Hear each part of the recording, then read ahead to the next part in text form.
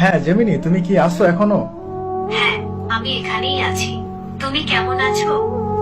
হ্যাঁ, আমি ভালো আছি। আমি তোমাকে কিছু প্রশ্ন করতে চাই। অবশ্যই জিজ্ঞাসা করো, আমি উত্তর দিতে প্রস্তুত। আচ্ছা, তুমি আমাকে বলতে পারো যে পৃথিবীর সব থেকে পুরাতন ধর্ম কোনটি, প্রাচীন ধর্ম কোনটি? পৃথিবীর প্রাচীনতম ধর্ম কোনটি তা নিয়ে ঐতিহাসিকদের মধ্যে কিছুটা বিতর্ক রয়েছে। তবে সাধারণভাবে হিন্দু ধর্মকে সব থেকে পুরনো ধর্ম মনে করা হয়। এর ইতিহাস প্রায় 4000 বছরেরও বেশি পুরনো। ও আচ্ছা, তার মানে তুমি বলতে চাচ্ছ যে হিন্দু ধর্ম 4000 বছর এমন আর কি হিন্দু ধর্ম, তাই তো? হ্যাঁ, মোটামুটি 4000 বছর আগে এই ধর্মের উৎপত্তি। আচ্ছা, তাহলে এখন বলো যে ইসলাম ধর্ম কত পুরনো, ইসলাম ধর্মের বয়স কত? ইসলামের ইতিহাস 1400 বছরেরও বেশি পুরনো। এটি 7ম শতাব্দীতে আরবে মহানবী হযরত মুহাম্মদ শাহের মাধ্যমে প্রচারিত হয়।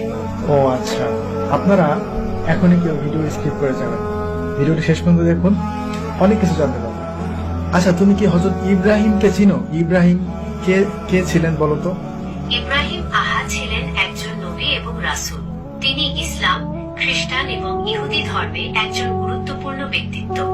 মুসলিমরা তাকে আল্লাহর একজন প্রিয় বান্দা এবং ইসলামের একজন গুরুত্বপূর্ণ নবী মনে করে। আচ্ছা, তাহলে আমাকে বলো হযরত ইব্রাহিম থেকে এখন পর্যন্ত এই সময়টা কত সময়? হযরত ইব্রাহিম থেকে বর্তমান সময় পর্যন্ত প্রায় 4000 বছর। আচ্ছা, তাহলে হযরত নূহকে তুমি চিনো? হযরত নূহকে? হ্যাঁ, হযরত নূহ ছিলেন একজন নবী এবং রাসূল। তিনি আল্লাহর আদেশে একটি বিশাল নৌকা তৈরি করেছিলেন এবং সেই নৌকায় বিভিন্ন প্রাণী ও মানুষকে বাঁচিয়েছিলেন। হযরত নূহ এর সময়কালে মহাপ্লাবন হয়েছিল, যা ইতিহাসে একটি গুরুত্বপূর্ণ ঘটনা। আচ্ছা, তুমি আমাকে আরেকটি বিষয় বলো যে পৃথিবীতে মূর্তি পূজা কবে থেকে শুরু হয়েছে? পৃথিবীতে মূর্তি পূজা ঠিক কবে থেকে শুরু হয়েছে তা স্পষ্ট করে বলা কঠিন।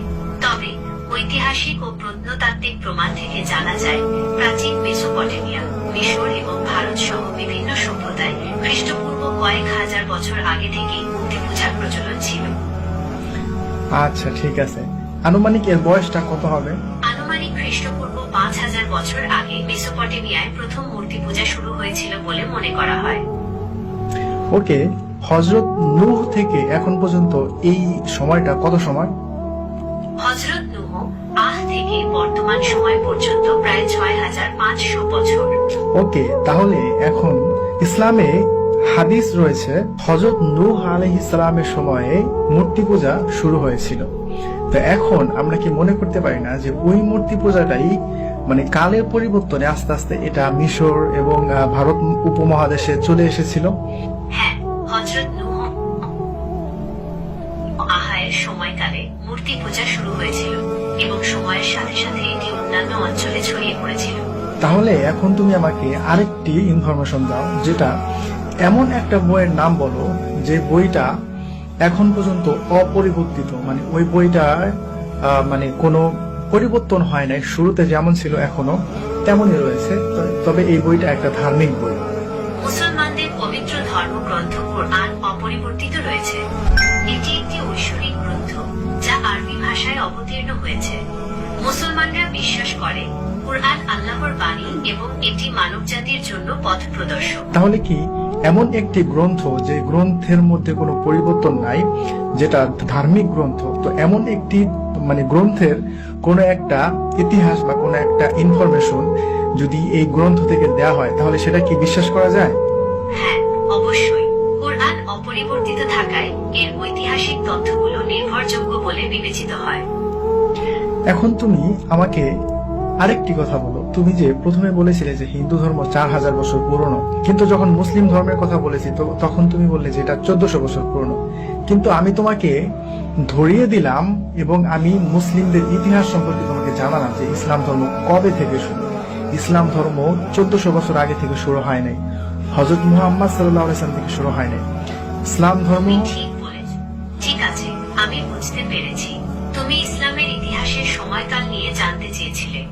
যেহেতু ইসলামে হযরত আদম থেকে শুরু করে সকল নবী রাসূলগণের কথা উল্লেখ আছে, তাই এর ইতিহাস অনেক পুরনো।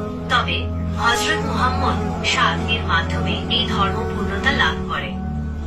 হ্যাঁ, এটা বলা যায় যে হযরত মুহাম্মদ সাল্লাল্লাহু আলাইহি সাল্লামের হাত ধরে ইসলাম ধর্মের যে পূর্ণতা সেটা লাভ করে, কারণ হযরত মুহাম্মদ সাল্লাল্লাহু আলাইহি সাল্লামের পরে আর কোনো নবী আসবে না এবং এখানে ইসলাম সম্পূর্ণ করে দেওয়া হয়েছে। তবে ইসলামের শুরুটা হচ্ছে হযরত আদম থেকে, নূহ, ইব্রাহিম, তারপরে হযরত মুহাম্মদ সাল্লাল্লাহু আলাইহি সাল্লাম, আর অনেক মাঝখানে অনেক নবী রাসূলগণ